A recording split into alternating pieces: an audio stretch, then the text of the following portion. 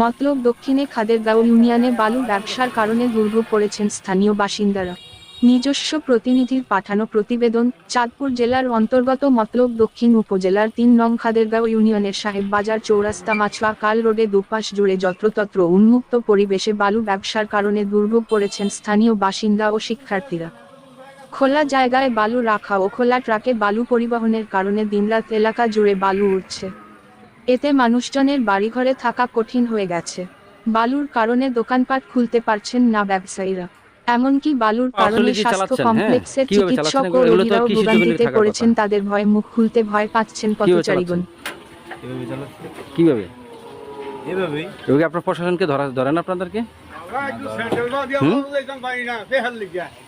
প্রশাসন আপনাদের ধরে না?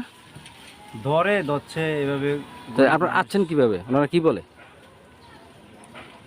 চালালে তো নিষেধ করে, আমরা এইভাবেই চালাই আর কি। তো আপনারা যে সরকারি যে রাস্তাগুলো যে নষ্ট করতেছেন এই চালাইয়া, তাতে সরকারি রাস্তা নষ্ট করতেছি, সব গাড়ি তো নষ্ট করতেছে।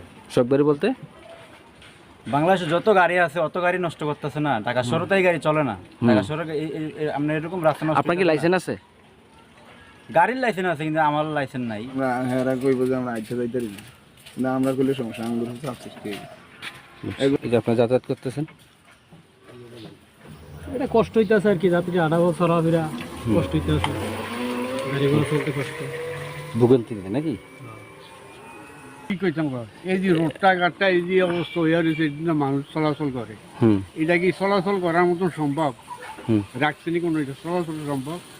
এভাবে আমরা স্থানীয় কোনো ইপি সদস্য বা মেম্বার বা চেয়ারম্যানের কাছে কিছু বিষয় অবগত করছেন? না, আমরা কিছু করিনি। আমরা এতে আঙ্গতে বড় বড় মাথা বলা একটোলা মানুষ তো মাথা না, আমরা খেয়ে খেয়ে লাগবি। তখন আপনারা কি ক্ষতিগ্রস্ত হচ্ছেন? এই যে রোডটার সমস্যা হচ্ছে আছে না, এটা কি আপনার চলাচল কি বিভ্রান্তিমূলক হচ্ছে? হ্যাঁ, বিভ্রান্তি তো হয়, কিছু তো হয়। তো তাদেরকে আপনারা কিছু বলেন না? রাস্তার চলাফেরা সমস্যা না, বলা হয় স্কুল যাওয়া করতে পারে না, আরেকভাবে যেতে পারে না। বর্তমানে 18 মাস এই রাস্তাটা যখন রৌদ্র থাকে তখন রাস্তাঘাট ধুলাবালি সমস্যা হয়, নাকে মুখে দিয়ে বাচ্চারা স্কুলে যায় সমস্যা হয়, আমাদেরও সমস্যা হয়। মেঘ বৃষ্টি হলেও সমস্যা হয় যে ফেক্কাতা থাকে রাস্তাঘাটে, এই জন্য একটু পানি থাকে, চলাফেরা করতে সমস্যা। বালুমহের রাস্তাগুলো আপনি কিভাবে দেখতেছেন? কি সমস্যা আছে?